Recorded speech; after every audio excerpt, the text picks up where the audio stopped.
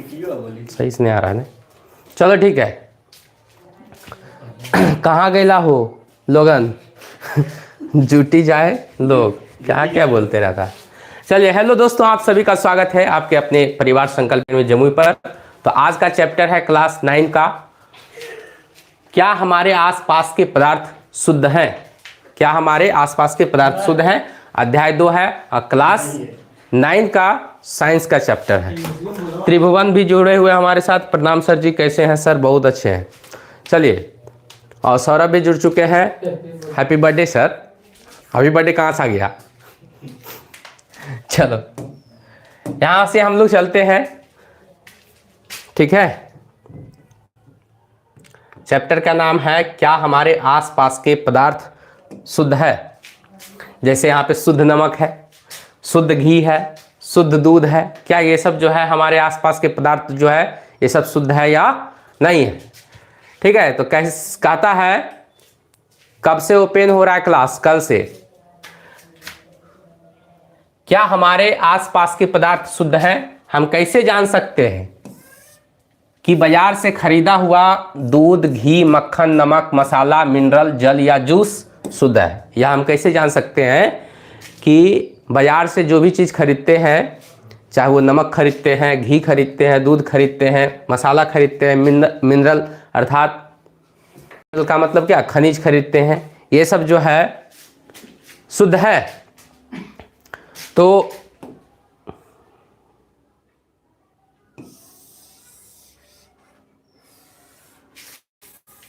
चलिए यहां से आते हैं।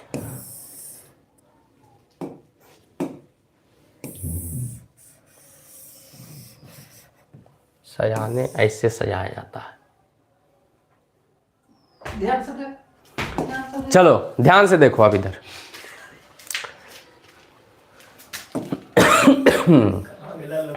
रसोई में उपयोग की जाने वाली कुछ वस्तुएं हैं, है ना। रसोई में उपयोग की जाने वाली मतलब कहाँ? किचन में। किचन में उपयोग, तुम लोग भी मोबाइल खोल लो। चलो अब यहाँ पे ध्यान देते हैं हम लोग। कहता है कि क्या आपने कभी इन खाने वाले पदार्थ के डिब्बे के ऊपर लिखे हुए शुद्ध शब्द पर ध्यान दिया है ना। इन सभी खाद्य पदार्थ वाले डिब्बों के ऊपर शुद्ध शब्द का ध्यान दिया है। एक साधारण व्यक्ति के लिए शुद्ध का अर्थ होता है कि पदार्थ में कोई मिलावट ना हो, है ना। पदार्थ में कोई मिलावट ना हो, अर्थात ये क्या है? शुद्ध का ये प्रमाण है। वैज्ञानिकों के लिए ये सभी वस्तुएं विभिन्न पदार्थ के मिश्रण है। वैज्ञानिकों के लिए क्या है? ये सब सबका सब जो है सभी वस्तुएं विभिन्न पदार्थों का मिश्रण है। मतलब कि बहुत सारे पदार्थ को मिला करके जो है एक प्रोडक्ट बनाया जाता है। ये वैज्ञानिकों के लिए इस बात का है, ठीक है। जैसे कहने का मतलब यहाँ क्या क्या रहेगा उस पदार्थ में, तो उस पदार्थ में रह सकता है, उदाहरण के लिए कह सकते हैं तो यहाँ पे कहता है कि सभी वस्तुएं विभिन्न पदार्थों के मिश्रण है। सबका सब वस्तु क्या है? बहुत सारी पदार्थों का एक मिश्रण है, अतः शुद्ध नहीं है ना। मिश्रण है अतः शुद्ध नहीं है। उदाहरण के लिए यदि लिया जाए तो दूध है, जल है, वसा है, प्रोटीन आदि का मिश्रण होता है। मतलब पदार्थ किसका मिश्रण होता है? तो दूध का, जल का, वसा का, प्रोटीन आदि का मिश्रण होता है। किसका मिश्रण होता है? दूध, जल, वसा, प्रोटीन आदि का क्या होता है? सबका सब पदार्थ क्या होता है? मिश्रण होता है। जब एक वैज्ञानिक पदार्थ को शुद्ध कहता है, जब एक वैज्ञानिक पदार्थ को क्या कहता है? शुद्ध कहता है, तो इसका अर्थ है, इसका तात्पर्य है कि उस वस्तु अर्थात उस पदार्थ में मौजूद सभी कण समान रासायनिक प्रकृति के हैं। वैज्ञानिक कब शुद्ध समझेगा? कि सब उस पदार्थ में जो है, उस पदार्थ में मौजूद जो है सब का सब कण जो है क्या है? सब का सब कण समान रासायनिक गुणधर्म को या समान रासायनिक प्रकृति को क्या करता है? बतलाता है। एक शुद्ध पदार्थ एक ही प्रकार के कणों से मिलकर बना होता है। शुद्ध पदार्थ किसका बना होता है? वैज्ञानिक दृष्टिकोण से यदि देखा जाए, वैज्ञानिक दृष्टिकोण से देखा जाए तो शुद्ध पदार्थ किसका बना होता है? एक ही पदार्थ के एक ही प्रकार के कणों से मिलकर बना होता है। एक ही प्रकार के कणों से मिलकर बना होता है, उसे ही हम लोग क्या कहते हैं? शुद्ध पदार्थ कहते हैं। तो वैज्ञानिकों के मुताबिक क्या है? वैज्ञानिकों के मुताबिक शुद्ध पदार्थ वैसा पदार्थ होता है जो एक ही कणों से मिलकर बना होता है, एक ही कणों से मिलकर बना होता है। यदि हम बात करें कहता है कि जब हम अपने चारों ओर देखते हैं, हम अपने आसपास की चीजों को देखते हैं, वस्तुओं को देखते हैं, तो हम यह पाते हैं कि सभी पदार्थ दो या दो से अधिक शुद्ध अवयवों के मिलने से बना। सभी पदार्थ किसके? दो या है ना, दो से अधिक शुद्ध अवयव के मिलने से बना है। उदाहरण के लिए यदि लिया जाए तो समुद्र का जल, खनिज, मिट्टी आदि सभी क्या है? मिश्रण है। सबका सब क्या है? मिश्रण है। समुद्र का जल है, खनिज है, मिट्टी है, सभी का क्या है? ये मिश्रण है। तो दो या दो से अधिक शुद्ध अवयव के मिलने से बनता है, उसे हम लोग क्या कहते हैं? पदार्थ। पदार्थ किसे कहते हैं? पदार्थ की परिभाषा क्या है? पदार्थ की परिभाषा है कि दो या दो से अधिक शुद्ध अवयवों के मिलाने से, दो या दो से अधिक शुद्ध अवयवों के मिलाने से जो बनता है उसे हम लोग क्या कहते हैं? पदार्थ कहते हैं। और इसमें पदार्थ में जो होता है क्या क्या, जैसे हम उदाहरण के लिए लें तो समुद्र का जल है, खनिज है, मिट्टी है, सभी ये क्या है? अपने आप में मिश्रण है। क्वेश्चन यहां से आता है कि मिश्रण क्या है? मिश्रण क्या है ना? मिक्सचर क्या है? व्हाट इज मिक्सचर, है ना? यहाँ पे एलिगेशन नहीं समझना, एलिगेशन एक नियम होता है, प्रक्रिया होता है। तो मिश्रण क्या है? तो मिश्रण कहता है कि मिश्रण एक या एक से अधिक शुद्ध तत्वों या यौगिकों से मिलकर बना होता है। किसका बना होता है? शुद्ध तत्वों या यौगिकों से मिलकर बना होता है, उसे मिश्रण करते हैं। जैसे बोला जाए पानी, तो पानी को हम लोग यदि केमिस्ट्री के दृष्टिकोण से देखें तो पानी क्या है? हाइड्रोजन और ऑक्सीजन का मिश्रण है। पानी क्या है? हाइड्रोजन और ऑक्सीजन का क्या है? मिश्रण है। तो हम जानते हैं कि जल में, किसमें?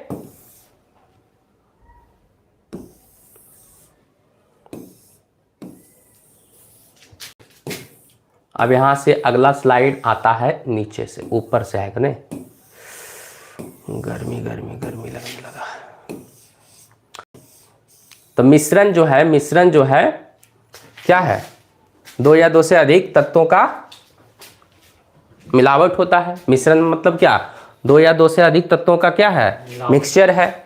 जैसे हम बोले थे यहाँ पे जल लेते हैं तो जल में क्या है? तो हाइड्रोजन है और ऑक्सीजन है। यहाँ पे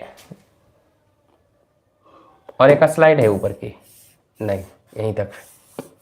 कहता है जल जो है, जल में घुले हुए क्या?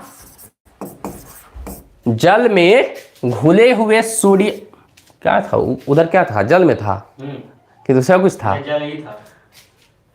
समुद्री जल है क्या? नहीं, केवल जल था। अच्छा चलो देखते हैं। जल घुले हुए सोडियम क्लोराइड को वाष्पीकरण या आसवन विधि द्वारा जल से पृथक किया जाता है। किसको पृथक किया जाता है? सोडियम क्लोराइड मतलब क्या?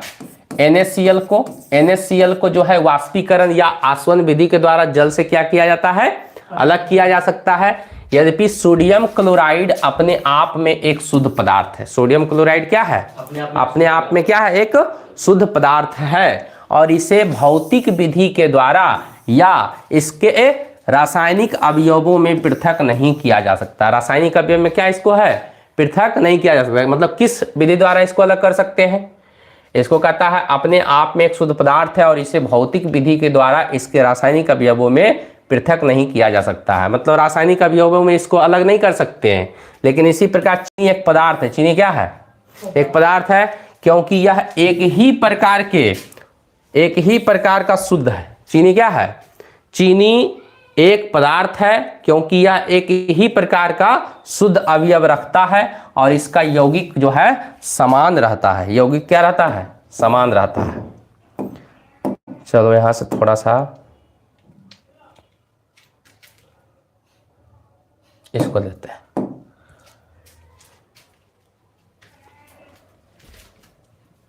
अपने आप में एक शुद्ध पदार्थ है क्या? Sodium chloride. कहां से याद रखना है? यहां से। सोडियम क्लोराइड अपने आप में क्या है? एक पदार्थ है और इसे भौतिक विधि के द्वारा इसके रासायनिक अवयवों में अलग नहीं किया जा सकता है। ये पॉइंट याद रखना है, ठीक है?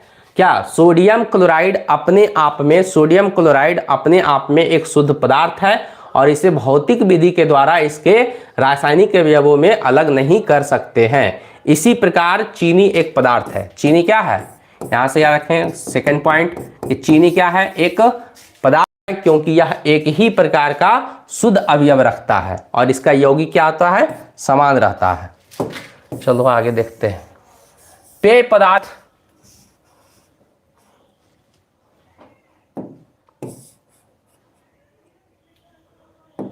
कहता है पेय पदार्थ और मिट्टी में एक समान कण नहीं होते हैं। पीने योग्य जो पदार्थ होता है, चाहे कोई भी चीज पीते हैं, ठीक है, पेय पदार्थ में और पेय पदार्थ और मिट्टी में, किसमें, मिट्टी में एक समान कण नहीं होते हैं। शुद्ध पदार्थ किसी भी स्रोत से प्राप्त हो, इसके अभिलाक्षणिक गुण एक समान होंगे। शुद्ध पदार्थ कहीं से भी प्राप्त हो, किसी भी स्रोत से प्राप्त हो, तो उसका जो अभिलक्षण, उसका जो लक्षण है, गुण है, वो कैसा होता है, एक जैसा होता है। इस प्रकार हम कह सकते हैं कि मिश्रण में एक से अधिक शुद्ध पदार्थ होते हैं। मिश्रण किसका होता है, मिश्रण में क्या होता है, मिश्रण में एक से अधिक शुद्ध पदार्थ, एक से अधिक शुद्ध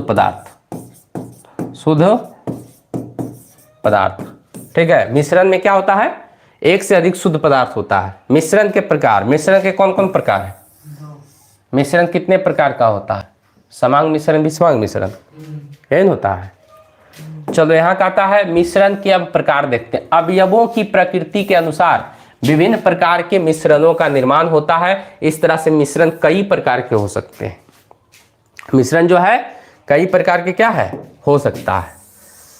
जैसे यहाँ पे कहता है कक्षा को अ, व, स और द समूहों में बांटे, ठीक है। कक्षा को मतलब क्या, अपने क्लास में जो है 4 समूह बनाइए, ए बी सी डी करके बनाइए, ABCD करके बनाइए, और एक बीकर जिसमें 50 मिलीलीटर जल लेना है और 1 चम्मच कॉपर सल्फेट का चूर्ण लेना है, और समूह अ को दे दीजिए। समूह ब को जो है एक बीकर में 50 ml जल लेना है और 2 चम्मच कॉपर सल्फेट देना है, ठीक है। यहाँ कितना चम्मच दिए थे, 1 चम्मच, यहाँ कितना दे रहे हैं, 2 चम्मच। और कॉपर सल्फेट और पोटेशियम परमैंगनेट या साधारण नमक सोडियम क्लोराइड समूह स को और द को दें, मतलब 2 को उसका अलग अलग उसको देना है सेम टाइप का, लेकिन खाली उसका जो है मात्रा में क्या किया गया, वहाँ 1 चम्मच दे रहे थे, यहाँ कितना चम्मच दे रहे हैं, 2 चम्मच।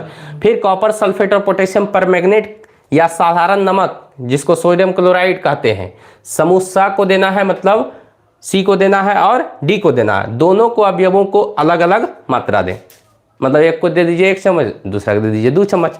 अब इसके बाद क्या कहता है,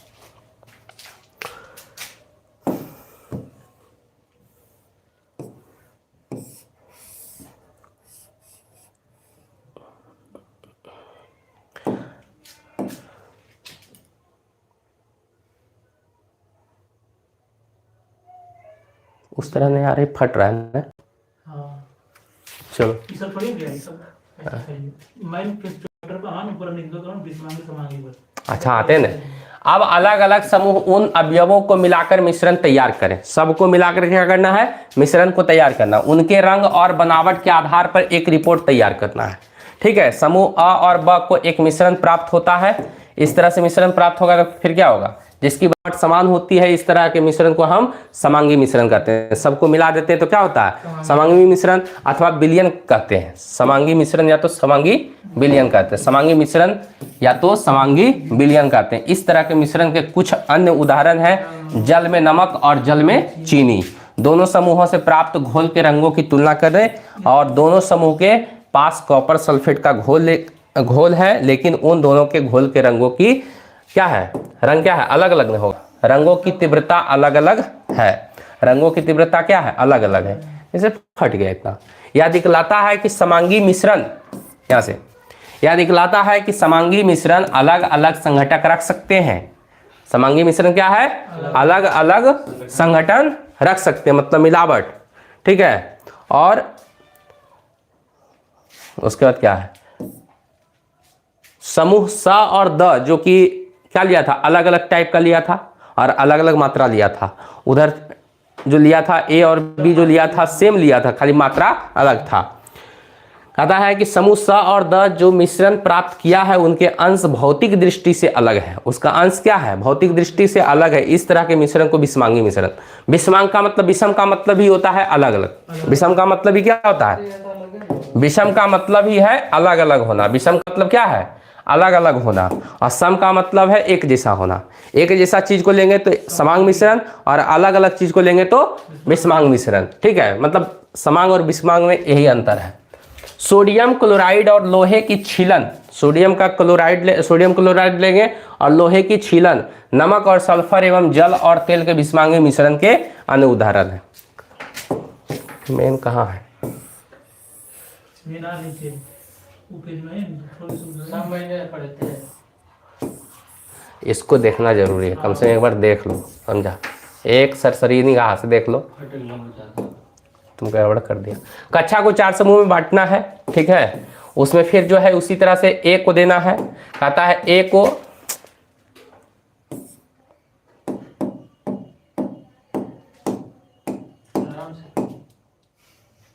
क्या हो रहा है?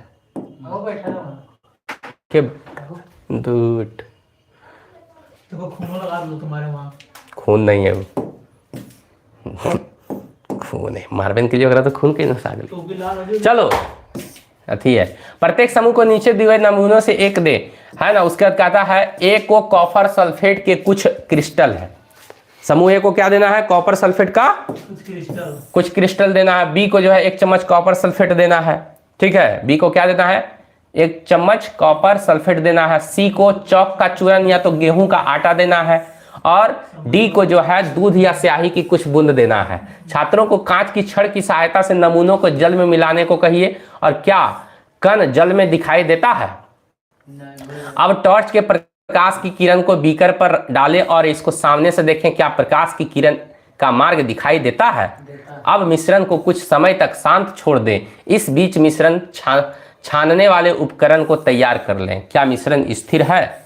तो ऐसा में पता चलेगा क्या स्थिर है नहीं है। देखो अब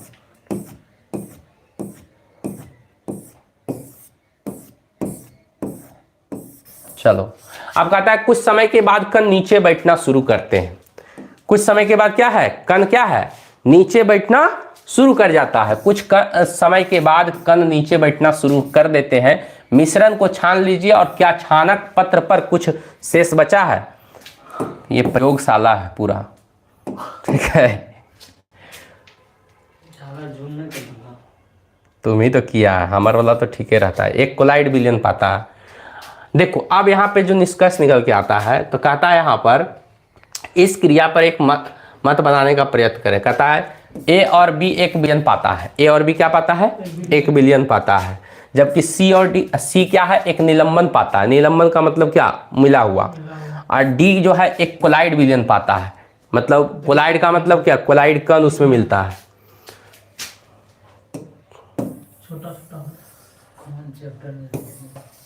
चलो यहाँ देखो अब कहता है कि एक छानने वाला है ये, ठीक है। यहाँ पर क्या है? मुड़ा हुआ छानक पत्र है। ये छानक पत्र का शंकु है, ये कीप से छानने वाला। ये खुप्पी, ये कांच की छड़ है। छानक पत्र के साथ संलग्न कीप में निथरा हुआ द्रव है ना। कीप के सहायता से इसमें डाले, बूंद जो है धीरे धीरे नीचा हुआ गिरा। उसके बाद छाना हुआ ये क्या है? छन करके ये आया द्रव, छन्ना। अब देखो कहाँ लिखल है? यहाँ पे देखो क्या है? निस्यंदन क्या है? छानने की प्रक्रिया है। ये क्वेश्चन पूछता है छानने की प्रक्रिया क्या है? निस्यंदन कहलाता है। मार्केट में एक प्रोडक्ट और कुछ ही लिख ले 100 क्वेश्चन का सेट। चलो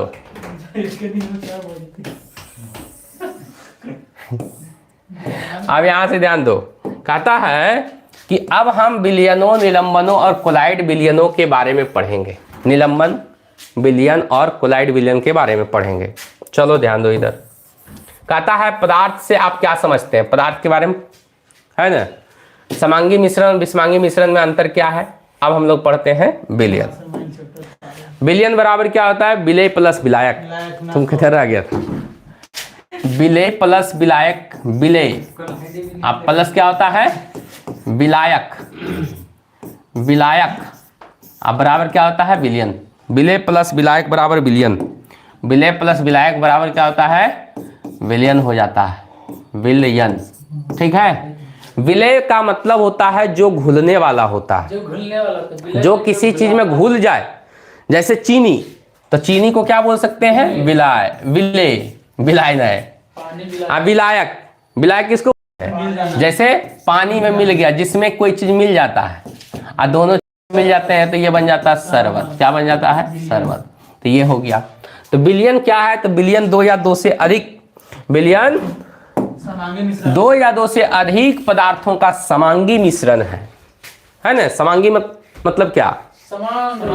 हाँ, आप प्रतिदिन बहुत प्रकार के विलयनों को देखते होंगे, जैसे नींबू जल, सोडा जल विलयन के उदाहरण है ना। नींबू और पानी, नींबू पानी को मिलाते हैं नींबू जल, और क्या सोडा पानी, सोडा जल का विलयन के उदाहरण है। प्रायः हम एक विलयन को ऐसे तरल, देखो हम एक विलयन को ऐसे तरल पदार्थ के रूप में व्यवहार करते हैं जिसमें ठोस द्रव या गैस मिले हो, लेकिन प्रकृति में ठोस विलयन मिश्र धातु होता है।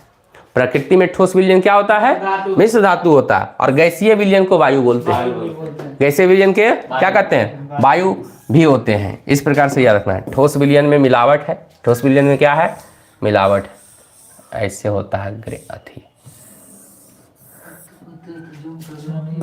गड़बड़ा दिया ये, एकरा से जूम कभी नहीं करेगा, एकरा से जूम करेगा यहाँ से तुम एक बतलाओ वास कर लेता हूं कि हमरा पता तो फिर हाला नहीं।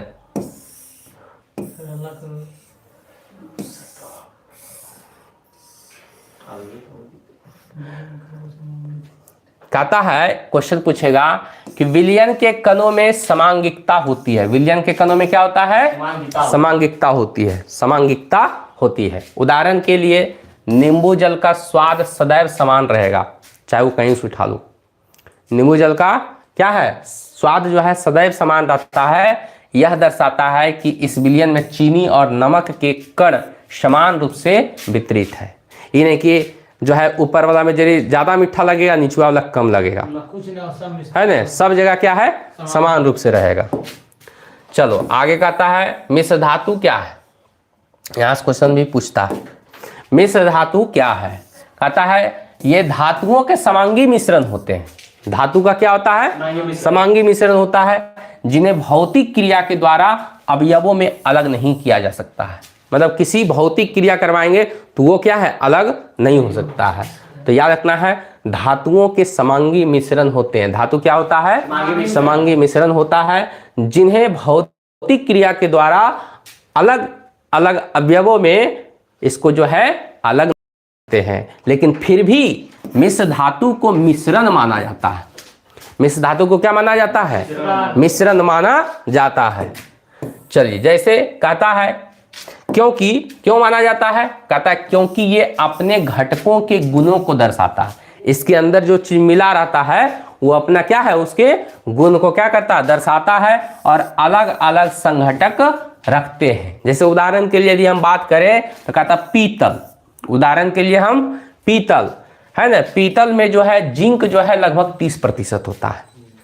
पीतल में जो है जिंक क्या होता है, तो पीतल क्या है मिश्र धातु है।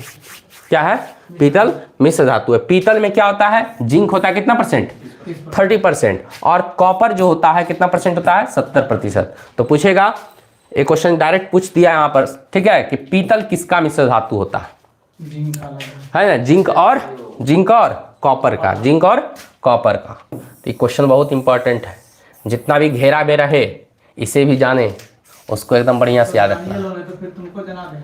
ठीक है। आगे कहता है कि किसी विलयन को दो भागों में, है ना, दो भागों विलायक और विलेय में, विलयन है ना, विलयन को किस में बांटते हैं विलेय और विलायक में बांटा जा सकता है। विलयन का वह घटक जिनकी मात्रा दूसरे से अधिक होती है। विलयन में जो है जिसकी मात्रा दूसरे से क्या होता है अधिक होती है, जो दूसरे संघटक को विलयन में मिलाता है, उसे क्या कहते हैं विलायक कहते हैं। मतलब जो घुलाने वाला होता है उसको क्या कहते हैं विलायक कहते हैं। जो घुलाने वाला होता है उसे क्या कहते हैं विलायक कहते हैं, और जबकि जो घुलने वाला होता है उसे हम लोग क्या कहते हैं, विलेय कहते हैं। विलयन का वह घटक जो प्रायः कम मात्रा में होता है उसे विलेय कहते हैं। तो विलेय और विलायक में अंतर पता चल गया, जो कि विलायक में घुला हुआ होता है और इसे क्या कहते हैं हम लोग, विलेय कहते हैं। विलेय प्लस विलायक बराबर विलयन, विलेय प्लस विलायक बराबर क्या, विलयन। चलिए कहता उदाहरण के लिए यदि हम ले तो कहता है चीनी और जल का विलयन है। क्या है, चीनी है, जल है, तो चीनी को हम लोग बोलेंगे विलेय, चीनी को क्या बोलेंगे, विलेय, और जल को क्या बोलेंगे, विलायक। का विलयन एक सरल तो हो जाएगा, तरल घोल जो बनेगा वो क्या बनेगा, शरबत बन जाएगा, है ना।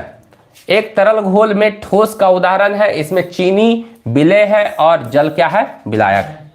आयोडीन और एल्कोहल का विलयन, आयोडीन और एल्कोहल का विलयन जिसे टिंचर आयोडीन के नाम से जाना जाता है, ठीक है, किसे बोलते हैं, आयोडीन। ठीक है, टीचर आयोडीन। इसको याद रखना है कि आयोडीन और एल्कोहल, आयोडीन और एल्कोहल का विलयन जिसे क्या कहते हैं, टिंचर आयोडीन कहते हैं। पूछेगा टिंचर आयोडीन किसे कहते हैं, तो क्या याद रखोगे, आयोडीन और एल्कोहल का विलयन, आयोडीन रहेगा और एल्कोहल रहेगा, दोनों को मिला देंगे तो एक विलयन बन जाएगा। उस विलयन को टिंचर आयोडीन के विलयन से के नाम से जाना जाता है। इसमें आयोडीन विलेय है और एल्कोहल क्या करता है, उसको विला देता है। उसको विलायक मतलब क्या, विला देना, है ना, हाँ, घोल करके उसको क्या कर देना, विलाय देना, उसको पूरा विलाया जाएगा। विलाय मतलब क्या, समाप्त हो जाना, गायब हो जाना, हेरा जाता है। हाँ, कोई पदार्थ चीज हेरा गया, कहीं कहीं वो है तो उसको बोलते हैं हेरा गया, वो चीज निकल के नहीं आएगा। चलो ध्यान दो, कहता वात युक्त पेय, वात युक्त पेय जैसे सोडा जल, कोक इत्यादि तरल विलयन में गैस के रूप में है। वात युक्त पेय है ना, जैसे सोडा जल, सोडा जल जो है, कोक इत्यादि जो है तरल विलयन में गैस के रूप है। क्या निकालते हैं उससे, गैस निकालते हैं। जैसे उसको पीते हैं तो कैसे एकदम पूरा ढकार निकलता है ना, सोडा। इनमें कार्बन डाइऑक्साइड गैस विलेय और जल क्या है, विलायक है। कार्बन डाइऑक्साइड क्या है, कार्बन डाइऑक्साइड। तो पूछेगा सोडा जल किसका मिश्रण है भाई, सोडा जल, पूछेगा सोडा जल, सोडा जल। तो सोडा जल में क्या क्या होता है, तो CO2 होता है, CO2 होता है, प्लस साथ ही साथ क्या है, H2O होता है। तो CO2 यहाँ किस रूप में रहेगा, CO2 जो रहता है यहाँ पर विलेय के रूप में, ये है विलेय, इसको क्या बोलते हैं, जिसका मात्रा कम रहता है वो विलेय, विलेय। और H2O है ना, H2O क्या है, तो ये विलायक है। H2O क्या है, विलायक है। H2O क्या है, विलायक है। तो विलेय प्लस विलायक बराबर विलयन। अगला है तीसरा नंबर, ये भी याद रखना है। कहता है कि वायु गैस, कौन गैस, वायु गैस में गैस का विलयन है। वायु गैस में क्या है, गैस का विलयन है। यह मुख्यतः दो घटकों ऑक्सीजन और नाइट्रोजन का समांगी मिश्रण है। नाइट्रोजन को है ना, वायु गैस में गैसों का बहुत सारा गैस उसमें है, जैसे कार्बन डाइऑक्साइड है, ठीक है, नाइट्रोजन है। आज भी पूछा था कि कार्बन डाइऑक्साइड की मात्रा कितनी है, 0.03% है ना। पूछेगा नाइट्रोजन की प्रतिशत मात्रा कितनी है, 78%। यदि पूछेगा क्वेश्चन, ठीक है, ऑक्सीजन की क्या होता है, तो 20.99%, लगभग 21%। कितना, 21%। पूछता है कि कितना ऑक्सीजन लेते हैं, कितना छोड़ते हैं। इधर हो गया था, इधर बचा है नहीं।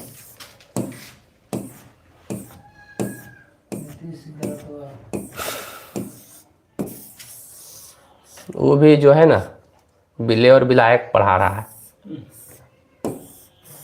चलो अब हम लोग जो है यहाँ पे पढ़ते हैं, वायु का विलायक कहा जाता है किसको, नाइट्रोजन को।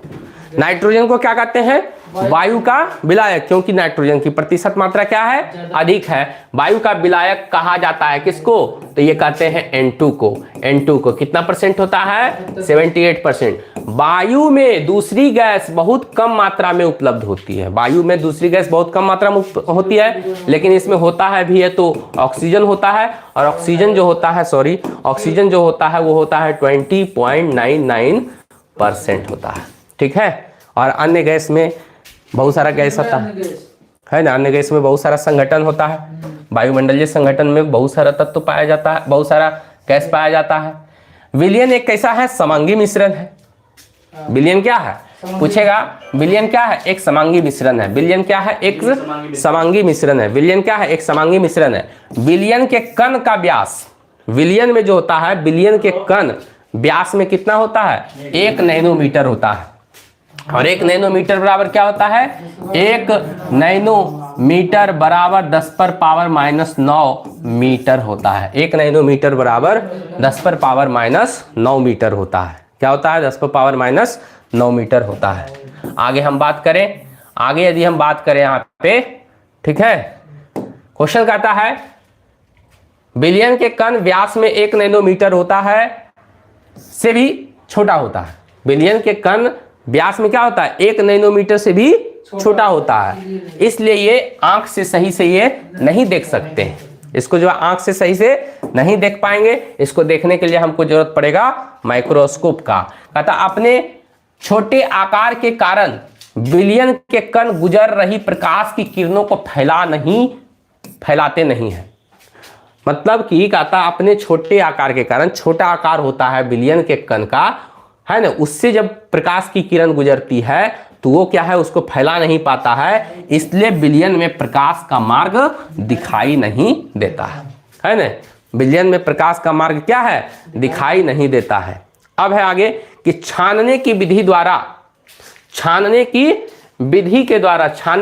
के द्वारा विलयन के कणों को विलयन में से अलग नहीं किया जा सकता है। कि नहीं कि छान लगे ओकरा तो वो अलग हो जाएगा। ठीक है, विलयन को शांत छोड़ देने पर भी विलय के कण नीचे नहीं बैठते हैं। यानी कि उसको छोड़ दिए तो धीरे धीरे वो कण जो है क्या हो जाएगा, नीचे बैठ जाएगा पेंदी में। ऐसा कुछ नहीं है, क्योंकि वो सभी जगह समान रूप से क्या हो गया, मिश्रण हो। अर्थात विलयन अस्थाई है। विलयन क्या है, अस्थाई है। विलयन क्या है, अस्थाई है। चालू कर देता तो नहीं बढ़िया रहता। यहाँ नहीं दिख रहा है, जो लगता बहुत उता गया किरे।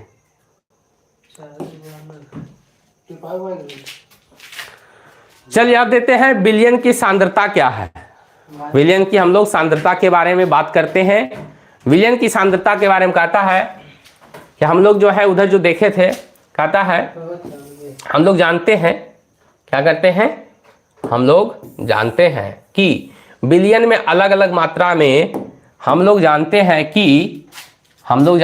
कि विलयन कहाँ से, विलयन में अलग अलग मात्रा में विलायक और विलेय पदार्थ होते हैं। विलयन में क्या होता है, विलयन में विलेय और विलायक होता है और अलग अलग मात्रा में होता है। जैसे पानी ले लिया हम, मान लिया जाए 1 गिलास, चीनी ले लिया 100 ग्राम। ठीक है, विलयन में मौजूद विलेय पदार्थ की मात्रा के आधार पर इसे तनु, सांद्र या संतृप्त घोल कहा जाता है। किसको किसको रूप में, तनु के रूप में, सांद्र के रूप में और संतृप्त घोल कहा जाता है। और तनु और सांद्र जो है तुलनात्मक शब्द है ना। तनु और सांद्र क्या है, तुलनात्मक शब्द है, एक दूसरे तुलना कर सकते हैं। मतलब जिसकी जो मात्रा रहेगा उसके आधार पर हम उसको क्या कर सकते हैं, तुलना कर सकते हैं। क्रियाकलाप में हम लोग जो है यहाँ पे बात करते हैं। अब कहता है 2 अलग अलग बीकर में 50 ml का जल लीजिए, है ना। 2 अलग अलग बीकर लीजिए, उसमें क्या है, 50 ml का जल लीजिए। एक बीकर में नमक मिलाइए, दूसरे बीकर में चीनी और बेरियम क्लोराइड मिलाकर अच्छी तरह मिला दीजिए। जब विलेय पदार्थ और अधिक ना घुले तब 5 डिग्री सेंटीग्रेड तापमान बढ़ाने के लिए बीकर को क्या करिए, गर्म करिए। और जब नहीं घुले तो उसको क्या कर देना है, गर्म कर देना। फिर से समझो, 2 अलग अलग क्या लेना है, बीकर लेना है। उसमें क्या करना, 50 ml जो है डाल दिए, क्या, जल डाल दिए। एक बीकर में नमक डाल दिए, दूसरा बीकर में क्या है, चीनी डाल दिए। अब थोड़ी है कि सब एक जैसा घुलेगा, क्योंकि ये नमक है, वो चीनी है। नमक जल्दी घुल जाएगा लेकिन चीनी जल्दी नहीं घूमेगा। नमक जल्दी घूम गया लेकिन घुल गया, लेकिन चीनी जल्दी नहीं घुलेगा। कहता है बेरियम क्लोराइड मिलाकर अच्छी तरह मिला, अथवा बेरियम क्लोराइड मिलाकर अच्छी तरह मिला ले। जब विलेय पदार्थ अब घुला रहे हैं, वो जल्दी घुला ही नहीं, अधिक ना घुलने पर क्या करिए, 5 डिग्री सेंटीग्रेड तापमान लगाइए और उसको जो है बढ़ाने के लिए बीकर को गर्म करें, विलय पदार्थ को पुनः मिलाना शुरू करें। विलय पदार्थ को क्या करिए, फिर से मिलाना शुरू करिए। अब यहां पर क्या होगा, अब यहां पर कुछ नहीं होगा, इधर ये हो गया समाप्त, हो गया उधर 5वां पेज।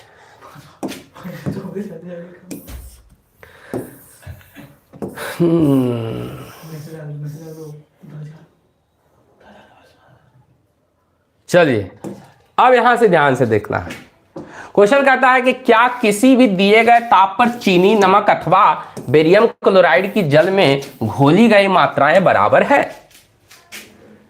क्या बोला, 3 गो लिए थे अलग अलग 50-50-50 ml का, एगो में नमक मिलाए, एगो में चीनी मिलाए, एगो में बेरियम चीनी या बेरियम क्लोराइड मिला दिए, घोली गई मात्राएं बराबर है। तो कहता है यहां पर क्या क्या कहता है, देखो हलो हलो हलो, यहां से होगा नहीं, किसी निश्चित तापमान पर, कहता है किसी निश्चित तापमान पर उतना ही विलय पदार्थ घुल सकता है जितनी की विलयन की क्षमता होती है।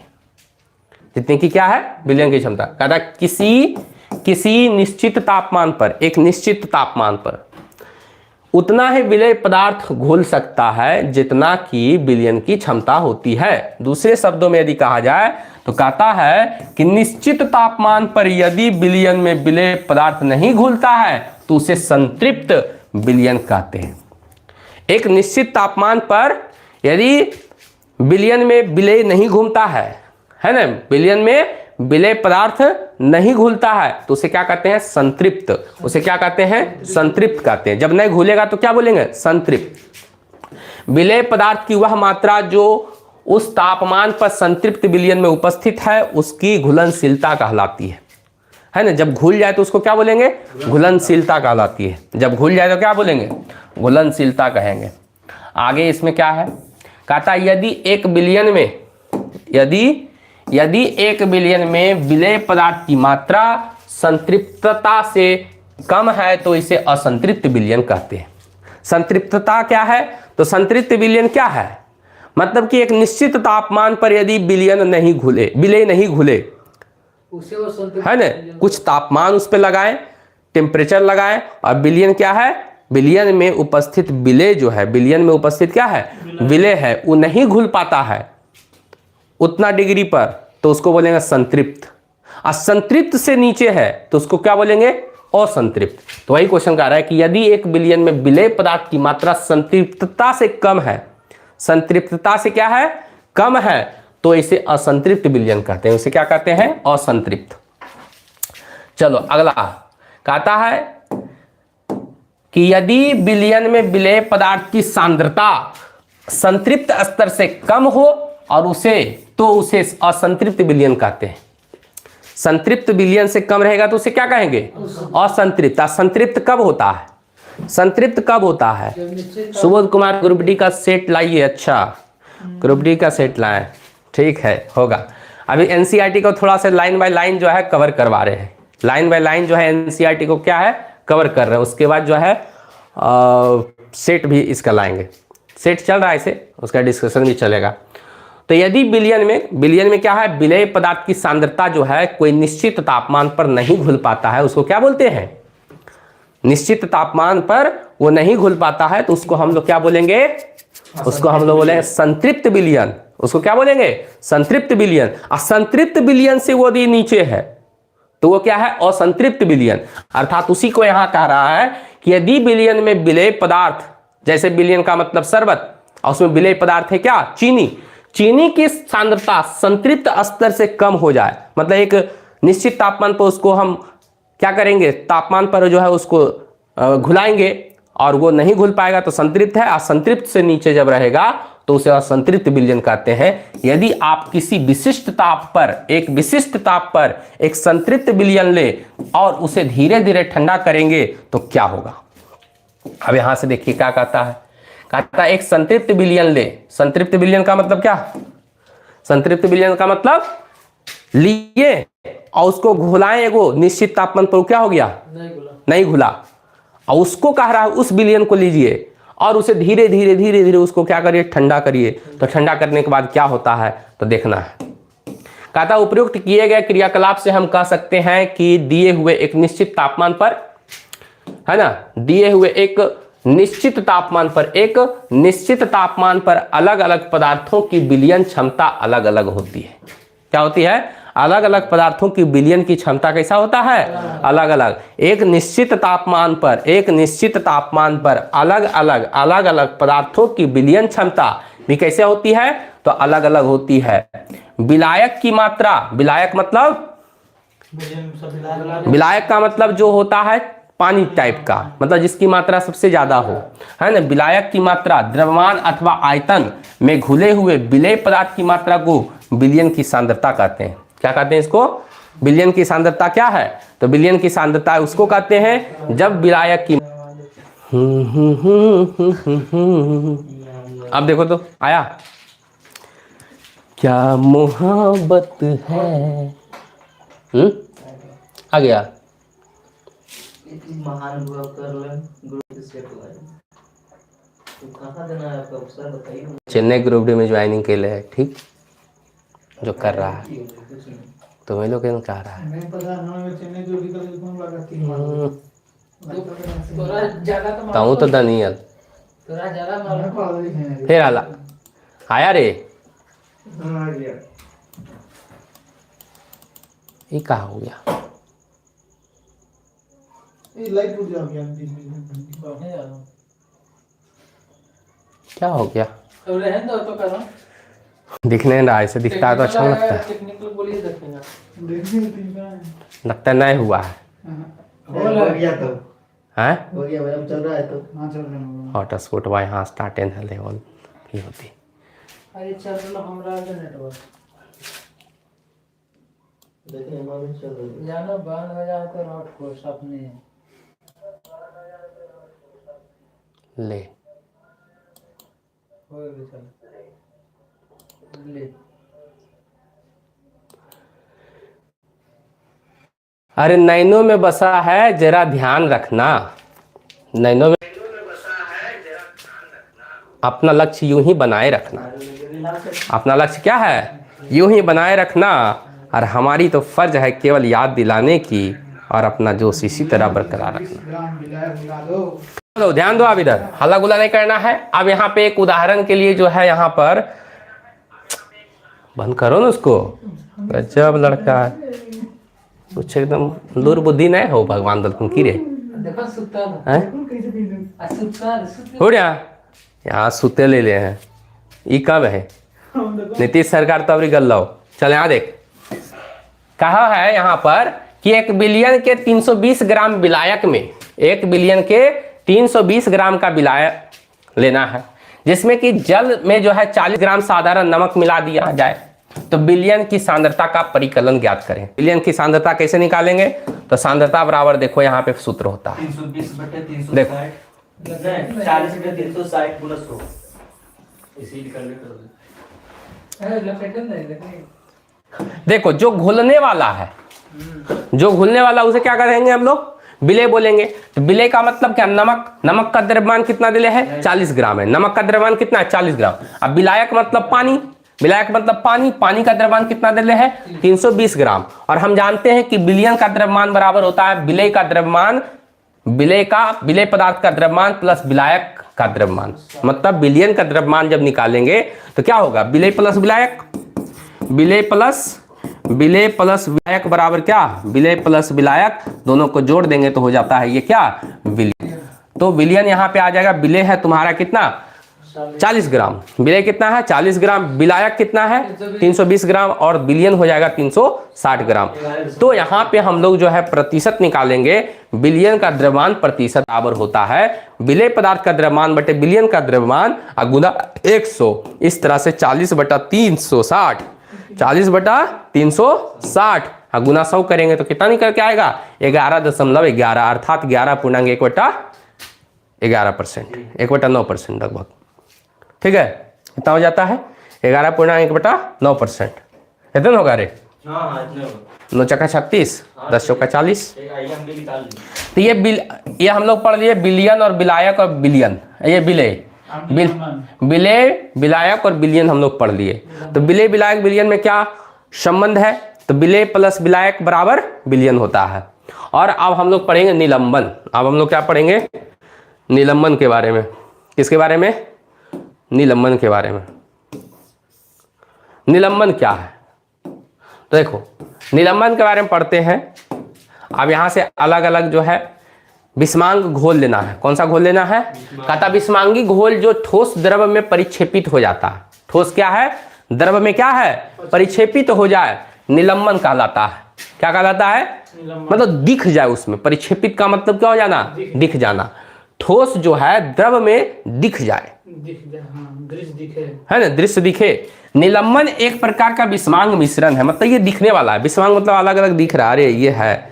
जैसे पानी लिए, आप पनिया में तैर रहा है, मान लिया मछलियां, तो समझ जाओ क्या है? दिख रहा है, निलंबन टाइप का है। जिसमें विलेय पदार्थ कण घुलते नहीं है, बल्कि माध्यम की समष्टि में निलंबित रहते हैं, उसमें घुला हुआ रहता है ना। वो पूरा का पूरा जो है घुल नहीं जाता है, लेकिन कुछ ना कुछ उसमें दिख रहा है, कण दिख रहा है। ये निलंबित कण आंखों से देखे जा सकते हैं। निलंबित कण क्या है? आंखों से दिखता है। लेकिन विलयन में क्या है? आंख से सही सही नहीं दिखेगा कि विलयन है, विलय है। पानी और बालू। पानी और बालू। चलो अभी कहाँ गया? इधर, इधर तो है नहीं। अब हम लोग अगला पेज में आते हैं।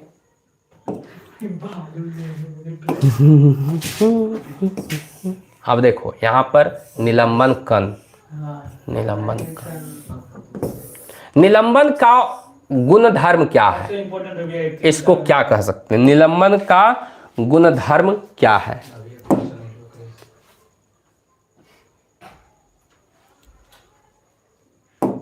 निलंबन का गुणधर्म क्या है?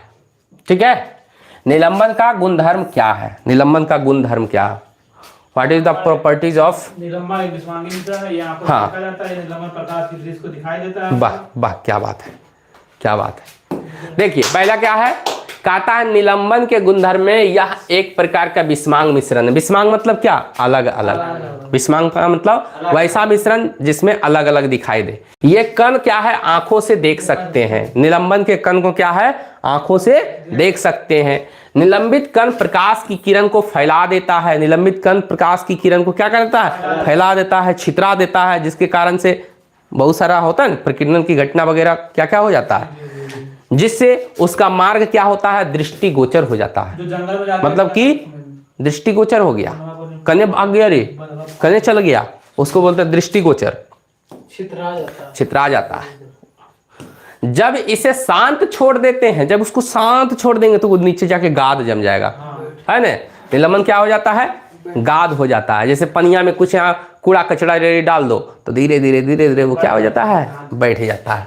अतः जब इसे शांत छोड़ दिया जाता है तब कण नीचे की ओर बैठ जाते हैं, अर्थात निलंबन अस्थायी होता है। छानन विधि द्वारा इस कणों को क्या कर सकते हैं? मिश्रण से अलग किया जा सकता है। छान करके उसको क्या कर देते हैं? अलग कर देते हैं, है ना। इसको क्या अपकेंद्रीय विधि के द्वारा हम लोग इसको अलग करते हैं, हैं? अभी केंद्रीय बल और अपकेंद्र बल।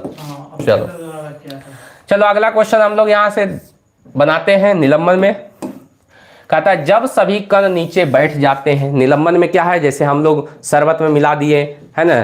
जैसे शरबत बना है कैसे? शरबत में नमक भी डाल दिए, और नमक डाल दिए, चीनी डाल दिए, और जरी से नींबुआ गाड़ दिए। अब नींबू गाड़ दिए तो नींबू का छोटा छोटा छोटा छोटा पार्ट जो है उसका रह गया, है ना। वो क्या है? रह गया। बिचवा छोड़ दो, बिचवा हटा दो, बिचवा तो डायरेक्ट दिख गया। उसका जो छोटा छोटा जो रहता है उसका निकला हुआ, है ना, रेसा टाइप का, वो रह गया। धीरे धीरे धीरे वो जम जाता है, तो उसको क्या करते हैं? छकनी से उसको छाक लेते हैं। तो उसी प्रकार के समझो कि जब सभी कण नीचे बैठ जाता है तो इसको जो है निलंबन समाप्त हो जाता है, तथा विलयन में प्रकाश की किरण का प्रकीर्णन रुक जाता है। मतलब प्रकीर्णन की घटना वहां पर हो रहा है, हो रहा है ना। चलो अगले क्वेश्चन की बात करते हैं। यहाँ पे कहता है कोलाइड क्या है? अब आ गया कोलाइड। वहां पढ़ लिए थे हम लोग, मिश्रण पढ़े, मिश्रण के बाद विलयन पढ़े, विलयन के बाद हम लोग क्या पढ़े? हाँ, विलयन के बाद हम लोग निलंबन पढ़े, निलंबन के बाद आ गया कोलाइड, कोलाइड विलयन। तो कोलाइड विलयन में भी जो है हम लोग देखते हैं यहाँ पे कहता है कि कोलाइड जो है कोलाइड जो है कहता मिश्रण को कोलाइड या कोलाइड विलयन कहा जाता है। मिश्रण को क्या कहते हैं? कोलाइड या तो कोलाइड विलयन कहा जाता है। कोलाइड के कण विलयन में समान रूप से फैले होते हैं। कोलाइड का कण क्या है? समान रूप से फैला हुआ होता है। निलंबन की अपेक्षा कणों का आकार जरी क्या होता है उसका? छोटा छोटा होता है। यही कारण है कि यह मिश्रण समांगी प्रतीत होता है। सब जगह जो है बराबर दिखता है। सब जगह क्या है? बराबर दिखता है। लेकिन वास्तविकता में विलयन विषमांगी मिश्रण है। विलयन क्या होता है? विषमांगी। जैसे दूध, जैसे क्या है यहाँ पर? दूध। कोलाइड विलयन विषमांगी मिश्रण। हाँ, ये बड़ा इंपॉर्टेंट है। शायद समान जैसा लेकिन रहता नहीं। ये बात डायरेक्ट कुछ तो खतरा। शायद करें जिक्र में है ना कुछ तो। जय श्री राम। चलो पढ़ना सब कुछ है, जो पूछ दे पढ़ना है पूरा ब्रह्मांड को, जो पूछ दे। नदी पूछ दे, तालाब पूछ दे, झरना पूछ दे, सूर्य पूछ दे, तारा पूछ दे, भैया का ट्रिक बना चंद्रमा पूछ दे। अब एकाएक ट्रिक। चलिए ध्यान से देखना है कि कोलाइड के सामान्य उदाहरण कौन कौन कोलाइड है। दही है, दूध है ना, पायस है, घी है, फलना चिलना है, जेल है, ठीक है। जेली पनीर। चलो सब का सब ध्यान से हम लोग देखते हैं। यहाँ पर सारणी 2.1 में कोलाइड के क्या है कुछ महत्वपूर्ण उदाहरण है और एग्जाम पॉइंट ऑफ व्यू से बहुत ही बड़ा इंपॉर्टेंट टॉपिक है ये। परिक्षिप्त प्रवस्था, द्रव दिख रहा है। परिक्षिप्त द्रव क्या है? द्रव है। परिक्षिप्त क्या है? द्रव है। आप परिक्षेपण का माध्यम क्या है? गैस है। जैसे एरोसोल, ये नहीं दिख रहा है सही, ठीक है। द्रव के रूप में क्या है? गैस है। प्रकार क्या है? एरोसोल है। जैसे यहां पर क्या है? कोहरा है, बादल है, कुहासा है। कुहासा एक प्रकार का कोलाइड विलयन के उदाहरण है। कुहासा क्या है? कोलाइड विलयन का उदाहरण है ना? किसका उदाहरण है? कोलाइड का। बादल है ना, बादल तो द्रव गैस रहता है। क्या रहता है? द्रव और गैस। जैसे बदरिया में, बदरिया में क्या है? गैस भी है, वेपर के रूप में, वाष्प के रूप में जाता है, धीरे धीरे वो बादल बन जाता है। उसमें क्या लटका हुआ है? पानी है, साथ ही साथ क्या है? गैस है। तो द्रव है और गैस है। परिक्षिप्त प्रावस्था, उसमें छिपल है। क्षिप्त का मतलब छिपा हुआ। परिक्षिप्त अवस्था कैसा है? द्रव का है और उसमें गैसीय रूप में है। किस रूप में है? गैसीय रूप में। इस जब द्रव और गैस मिल जाता है तो उसको हम लोग यहाँ पर क्या बोल देंगे? एरोसोल। जब द्रव और गैस का मिक्सचर आता है तो उसको क्या बोलते हैं? एरोसोल। और उसका उदाहरण कौन कौन है? तो कोहरा है, बादल है, कुहासा है। कोहरा है, बादल है, कुहासा है। जब कुहासा में चलते हो तो पानी टपकता है कि नहीं रे? अरे कोहरा में चलते हो रे गधा? कोहरा में चलता है तो टपकता है कि नहीं? भीग जाता है कि नहीं सीता से? चलो वही चीज है। तो शीत है। ठोस है और उसमें क्या है? गैस है।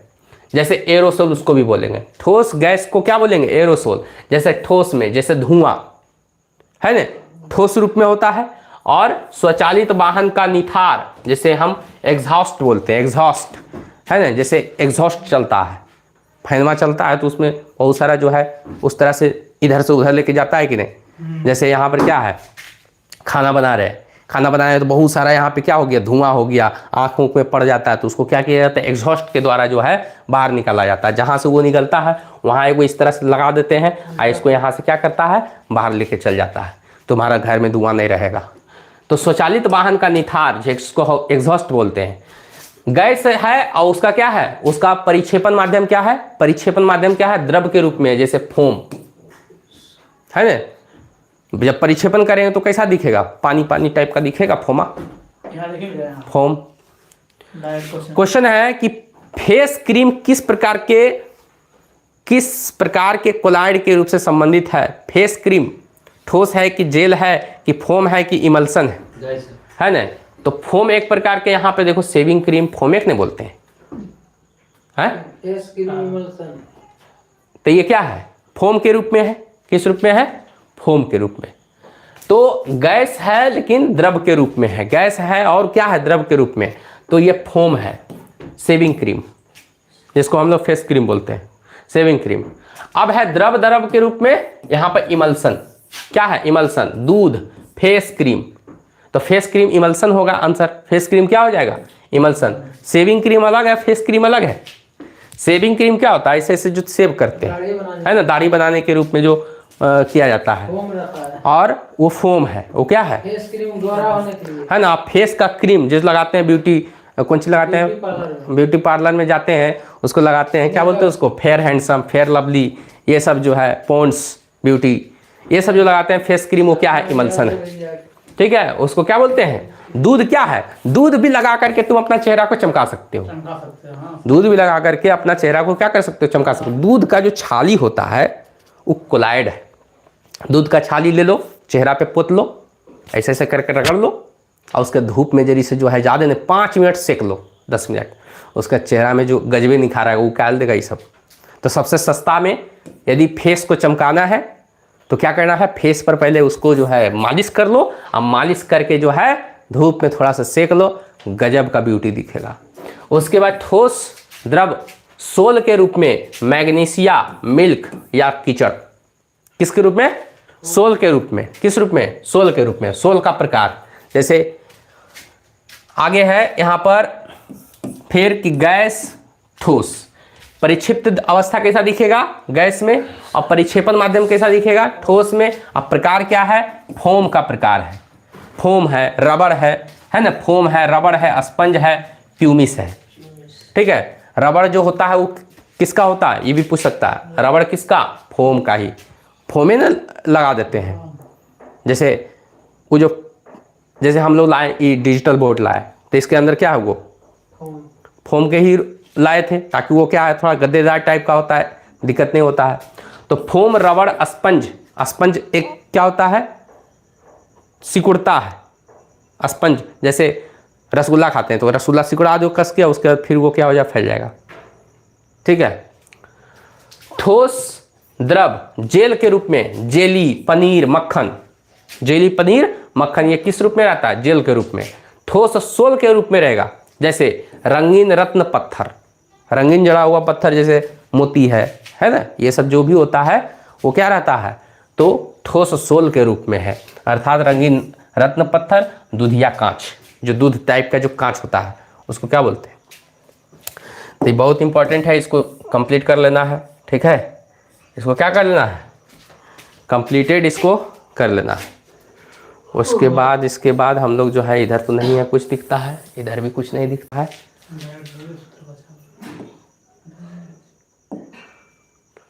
अब आता है कोलाइड के गुणधर्म क्या है, कोलाइड का गुण क्या क्या है, ऊपर देखिए ना भाई, कोलाइड का गुण क्या क्या है। लो कितना बढ़िया, एकदम एने ओने छितरा रहा है, प्रकाश आया, इधर चमक रहा है, इधर चमक रहा है, एकदम गजब का, एकदम जब जाता है प्राकृतिक सुंदरता जो है यहाँ से बढ़ जाता है। प्राकृतिक सुंदरता क्या है, जंगल में जाता है बढ़ जाता है, या पेड़ पौधा कहीं भी एकदम घना टाइप का लगल है, उसके बाद सूरज उधर से आ रहा है, मज़ा आ जाता है देखने में, ठीक है। चलो इस तरह का हो गया। अब यहाँ से जो है थोड़ा सा हम लोग जो है यहाँ से आते हैं, टिंडल प्रभाव का उदाहरण, किस प्रभाव का उदाहरण है वो, टिंडल प्रभाव का उदाहरण, सही है। गड़बड़ में कितने आगे, यही है।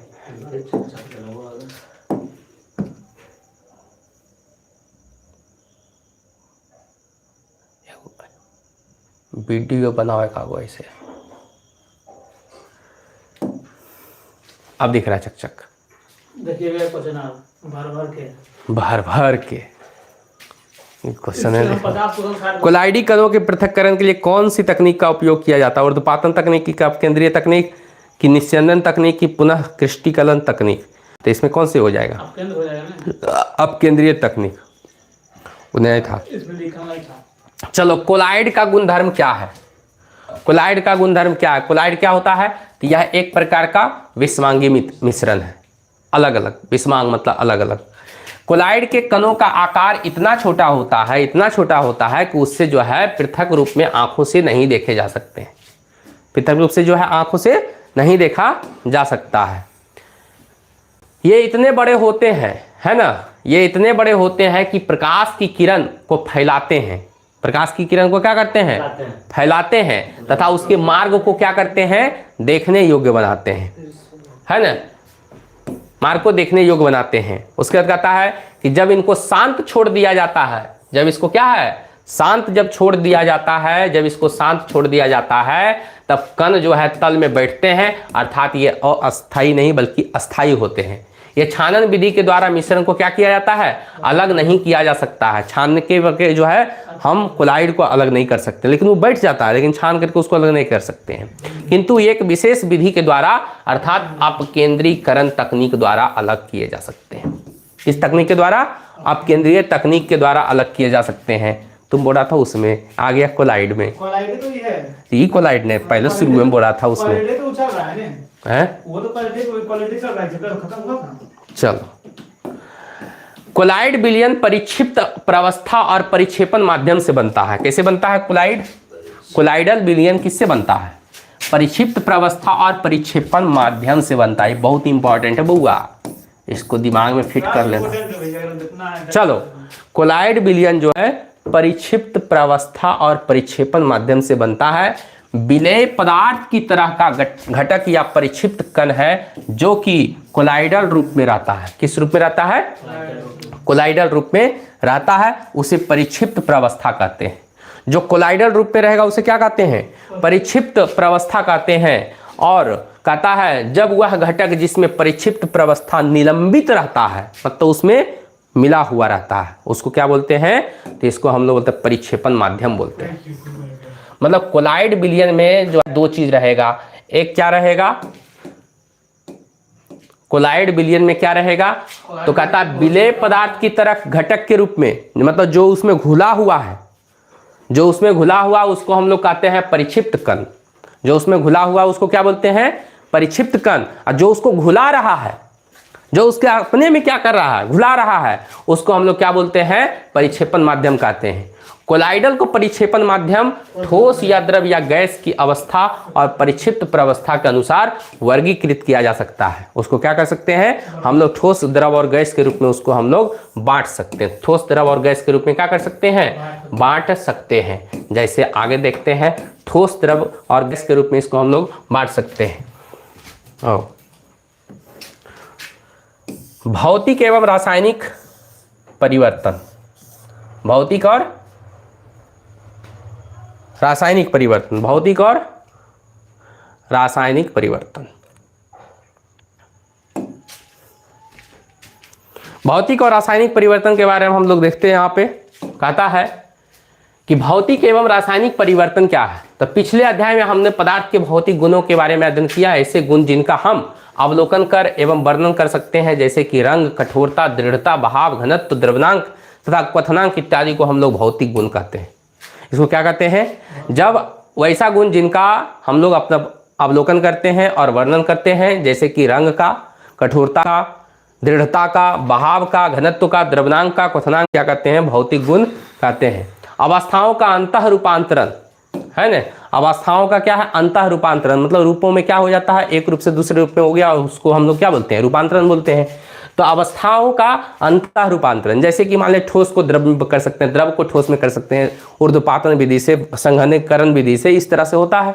तो वहीं पर यहाँ पे हम लोग जो है थोड़ा सा देख लेते हैं। कहता अवस्थाओं का अंतः रूपांतरण एक भौतिक परिवर्तन है, क्योंकि ये परिवर्तन पदार्थ के संगठन में बिना परिवर्तन किए होते हैं और उनकी रासायनिक प्रकृति भी क्या है? कोई परिवर्तन नहीं होता है। यद्यपि बर्फ, जल और वाष्प अलग अलग दिखते हैं और ये भिन्न भिन्न भौतिक गुणों को दर्शाते हैं, लेकिन ये रासायनिक रूप से क्या है? वही के वही रहता है, रासायनिक रूप से परिवर्तन नहीं होता है। वही बोल रहा है यहाँ पे कि बर्फ, जल और वाष्प अलग अलग दिखता है। बर्फ, जल और वाष्प क्या है? अलग अलग दिखता है और ये भौतिक गुणों को दर्शाता है। अलग अलग दिख रहा है क्या? भौतिक, ठीक है।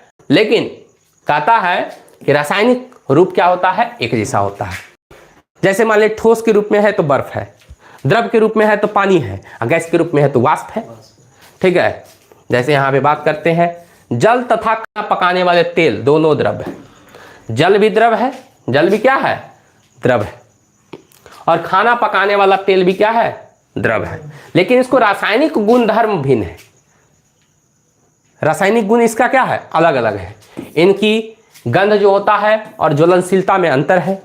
पानी का गंध स्वादहीन होता है, जबकि तेल का जो है थोड़ा सा उसको सूंघोगे तो हो सकता है जैसे झांस भी आवे, ठीक है। अतः हम जानते हैं कि तेल हवा में जलता है।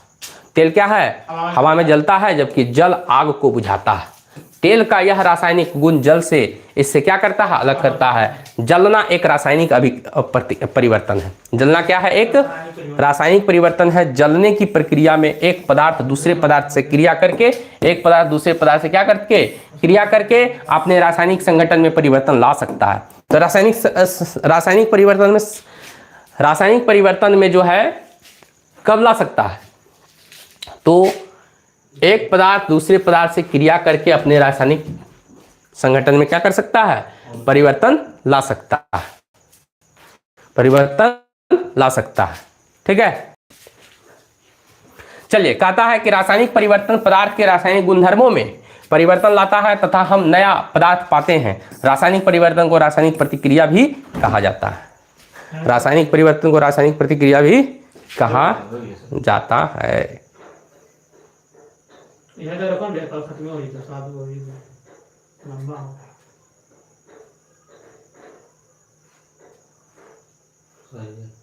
हाँ फिर बना ले कर सकते हैं। पगला इतने सब्जेक्ट हो गया। चलो, तो कितना टाइम हो गया?